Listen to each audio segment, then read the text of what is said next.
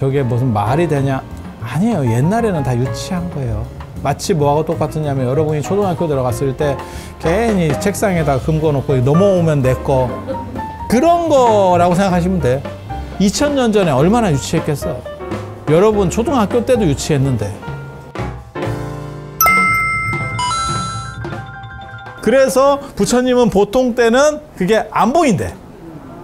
잘 안 보인대. 그리고 이게 문제가 생기면 너네 건 게임이 안 된대.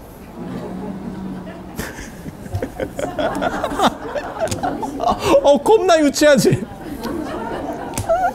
이게 뭔 씨, 애들 장난하는 것도 아니고 이런 걸 논쟁이 얼마나 크고 복잡했으면 이게 30 이상 안에 들어간다니까 진짜. 그리고 옛날에는 이게 크고 아들을 많이 낳아야 위대한 사람이요. 그래서 전륜성왕이나 뭐 이런 사람들은 1000명의 아들을 낳는다 이렇게. 그게 위대한데 그걸 애를 그렇게 많이 낳으면 정치나 공부는 언제 하나요? 라는 생각이 드는데, 그치? 아니 그렇지 않아? 그게 위대한 사람인가? 라는데 인도 사람들은 그렇게 생각했어. 그러니까 전 세계적으로 다산과 풍요에 대한 갈망이 있어요. 그건 전 세계적으로 다 보이는 거거든. 그래서 그게 여성과 관련될 때는 가슴이 막 한 수십 개씩 이렇게 달린 신상들이 나와. 그게 풍요와 다산이야. 가슴이 거의 막 포도송이 같아 이렇게. 그래서 겁나 징그러워 보고 있으면. 유럽이나 이런데 박물관 가면 다 있어요 이게. 그리고 이제 남성주의로 바뀌면, 그러니까 그거는 여성주의고, 여성이 강할 때는 가슴과 관련돼서 이게 양육 뭐 이런 거, 그 다음에 젖이 그냥 나오는 게 아니거든. 인간은 젖소가 아니잖아. 그러니까 그게 젖이 나온다는 얘기는 출산을 했다는 얘기고, 그게 다산과 관련돼서 나오는 거거든요. 그런데 이게 이제 여성주의가 끝나고 남성주의로 바뀌잖아요. 그러니까 남성 중심 사회로 바뀌게 되면 이제 아들 많은 거에 대한 걸로 바뀐다고. 그리고 아들이 많기 위해서는 그것도 커야 되고, 크다고 많은가 싶은 생각은 하는데, 삼국유사에도 나와. 왕 거시기 사이즈가 이렇게 커서 맞는 여자를 구할 수가 없습니다. 진짜. 그게 왕이 위대하다라는 뜻이에요. 이게 뭔가 싶은 생각이 드는데, 그게 위대한가? 지금 생각으로는. 신들도 그렇잖아. 제우스 같은 경우 자식이 많아요. 자식이 많아.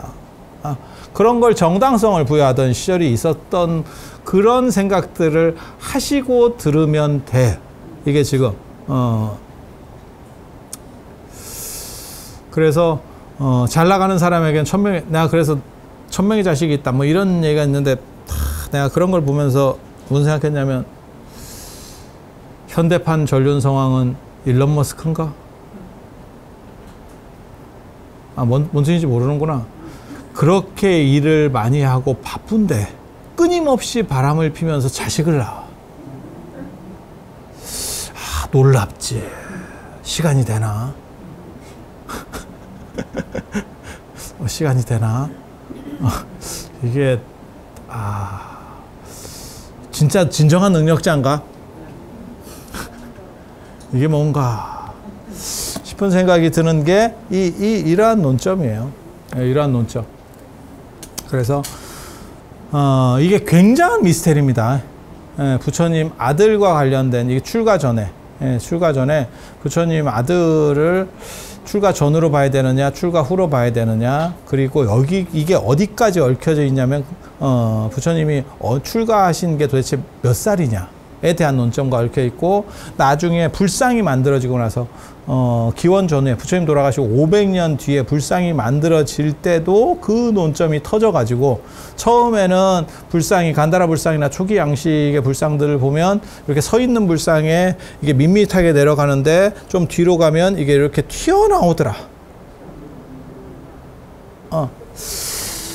그래서 이게 뭔가 그거를 전문적으로 음마장상에 대한 표현이라고, 아니 이건 공식적인 얘기예요. 제가 그냥 이렇게 뇌피셜로 막 떠드는 게 아니고, 이건 굉장히 위험한 얘기들이라서 공식적인 입장이 아니면 저도 이런 데서 못 떠들어. 이게 굉장히 좀 그렇잖아. 좀 남사스럽잖아.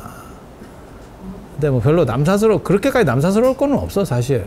요즘 현대적 관점에서는. 근데 옛날 사람의 관점에서는 이게 그렇지.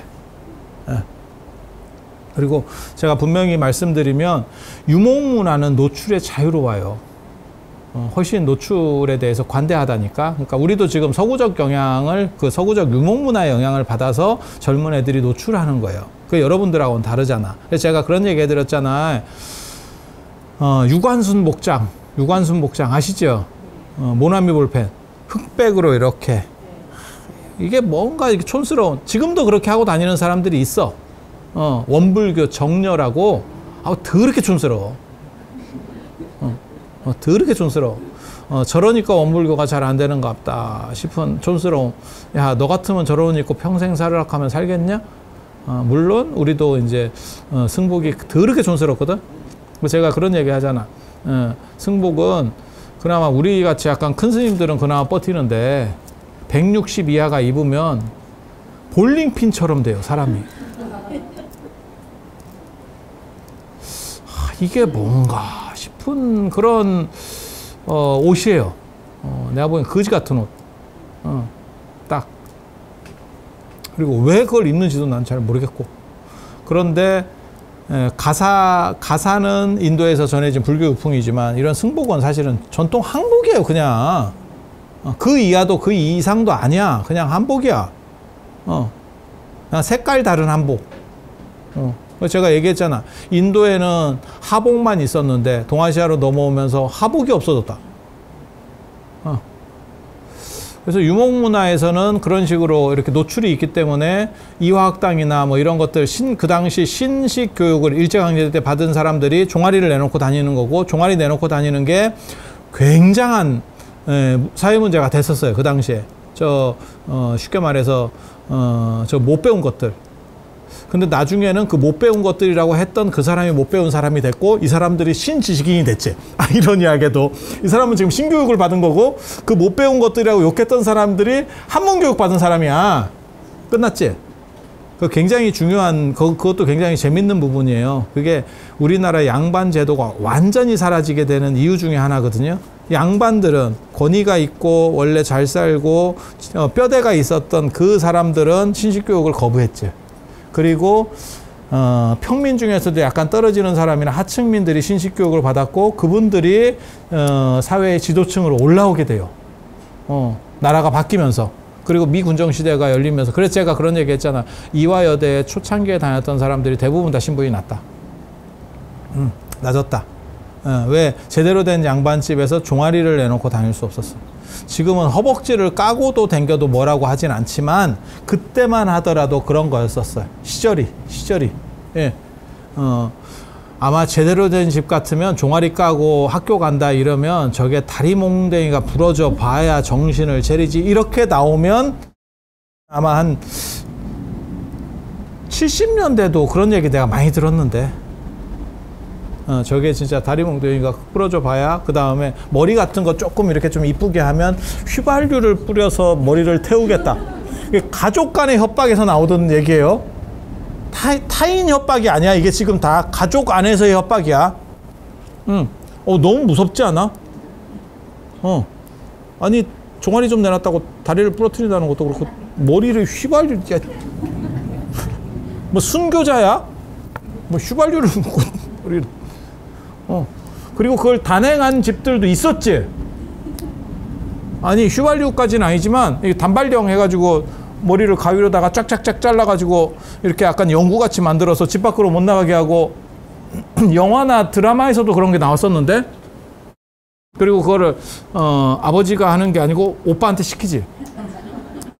네가 좀 이러면 그 큰오빠가 아니 옛날 얘기 있었던 얘기를 하는 거잖아요. 그게 특이한 집이 아니고 그런 정도가 있었지. 물론 이 안에 그런 사람도 있을 거야. 그때 잘렸던 분도. 그게 신여성이야. 아니 나쁜 게 아니야. 지금 생각해보면 그게 큰 일탈도 아니었고 당연한 것 중에 하나야. 그리고 이 나라는 인권이 없었다니까 내가 그때 얘기했잖아. 70년대 80년대 또 그거 있었어. 장발 단속한다고 길 가던 사람 머리를 잡아서 쭉 잘라버리고 경찰이 여자들 치마를 길이를 자를 갖고 다니면서 재고 그 다리를 지금으로 하면 그거 진짜 소송 걸리면 경찰 끝난다. 어디 다리를 야 저 치마 그러면 이렇게 해갖고 몇 센치 이상 뭐 무릎에서 몇 센치 그것도 기준도 좀 애매해. 그러면 걔가 또 안 그거 걸리려고 약간 내리지.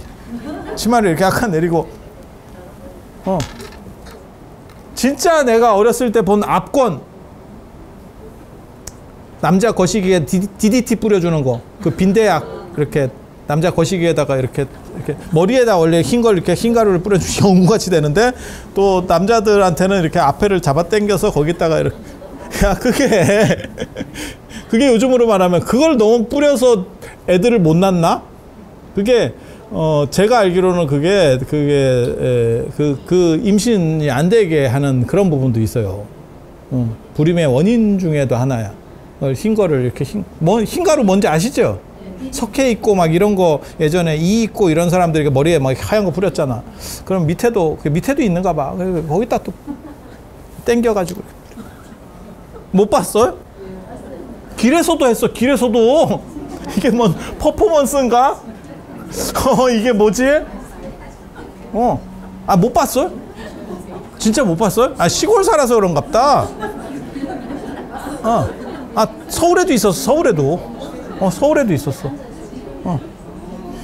아니 그 장발 단속 그다음 미니스커트 단속이 다 시내에서 이루어지는 일이에요. 지금 어디 뭐 시골에서 어디 이상한 데서 이렇게 인권 유린의 차원에서 이루어지는 게 아니고 사거리 한복판에서 지금 이루어지는 일이잖아. 교통 단속하듯이. 그리고 거시기에다 그걸 뿌려. 에라이씨 이런 거지 같은 나라에서 진짜 이 정도 됐으면 열심히 노력하신 거예요. 그렇게 거시기에 흰가루 뿌려가면서 우리 부모님 세대 열심히 노력하신 거예요.